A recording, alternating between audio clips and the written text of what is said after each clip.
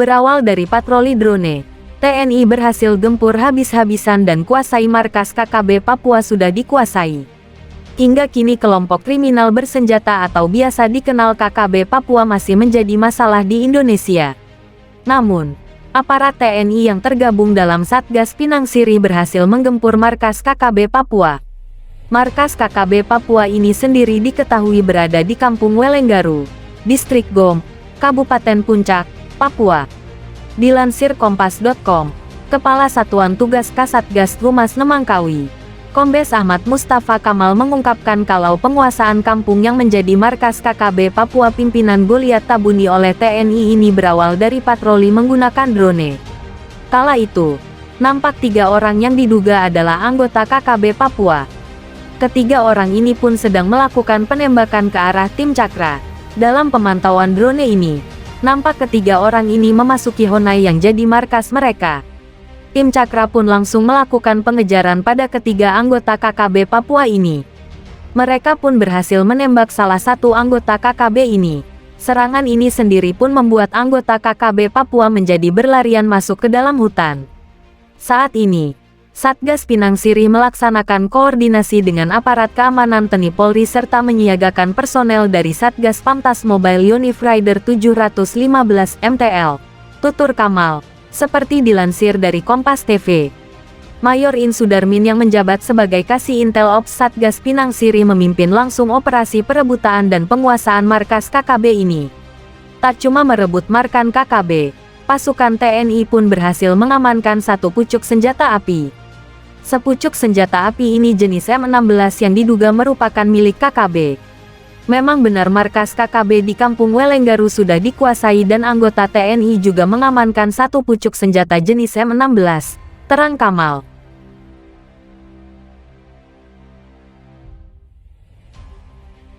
Detik-detik TNI Polri kontak tembak dengan KKB seketika Intan Jaya menjadi medan perang. Melansir dari inews.id, kontak tembak antara anggota TNI dan Polri dengan kelompok kriminal bersenjata KKB pecah di Kabupaten Intan Jaya, Provinsi Papua Tengah. Tak ada korban dari aparat gabungan dalam baku tembak tersebut. Kapendam 17 Cendrawasih Kolonel Kaf Herman Taryaman saat dikonfirmasi membenarkan kontak tembak dengan KKB. Tidak ada anggota TNI Polri yang menjadi korban dalam kontak tembak dengan KKB di Kampung Bilogai, ujar Herman, Selasa tanggal 25 April tahun 2023. Menurutnya, kronologi berawal saat KKB menembaki personal Satgas Yonif 305 TKR yang sedang berjalan dari di Kampung Sambili menuju Kampung Kusage. KKB dilaporkan membawa 2 pucuk senjata api laras panjang. Selain menyerang anggota TNI, KKB juga mengganggu masyarakat yang bermukim di Kampung Sambili, Kusage dan Mamba Bawah.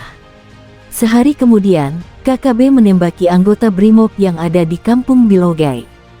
Anggota TNI yang berasal dari Satgas Yonif 305 TKR membantu dan melakukan penembakan ke arah KKB, katanya. Kapendam mengakui dari laporan yang diterima, masyarakat sejumlah kampung sempat melakukan perlawanan terhadap KKB seperti yang terjadi di Bilogai. Warga melawan dengan menggunakan senjata tradisional, seperti panah dan busur. KKB selama ini seringkali menjadikan masyarakat sebagai tameng saat melarikan diri dari kejaran anggota TNI Polri, ucapnya.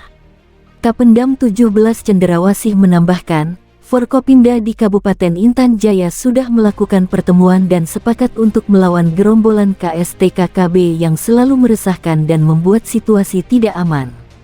Saat ini anggota TNI Polri masih bersiaga guna mengantisipasi adanya gangguan dari KKB, tutur Herman Taryaman.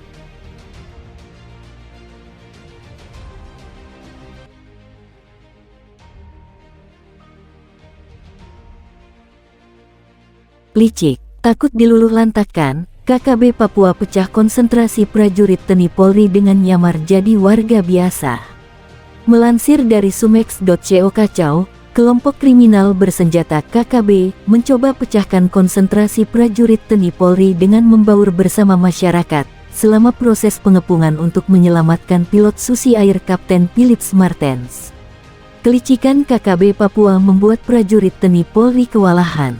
Pasalnya, banyak di antara KKB yang membaur bersama masyarakat sekitar saat dilakukan pengepungan oleh prajurit TNI Polri.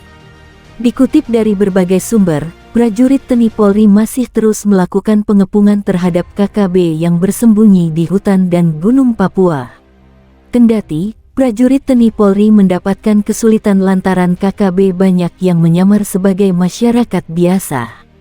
Sehingga, sulit untuk membedakan antara musuh dan masyarakat. Hal inilah yang menjadikan kesulitan prajurit TNI Polri karena pasukan KKB tak bisa dikenali satu persatu. Kecuali pentolan yang memang menjadi target operasi. Pengepungan ini dilakukan prajurit TNI Polri guna bisa menemukan pilot Susi Air Kapten Philips Martens yang disandera kelompok Egyanus Kogoyaces.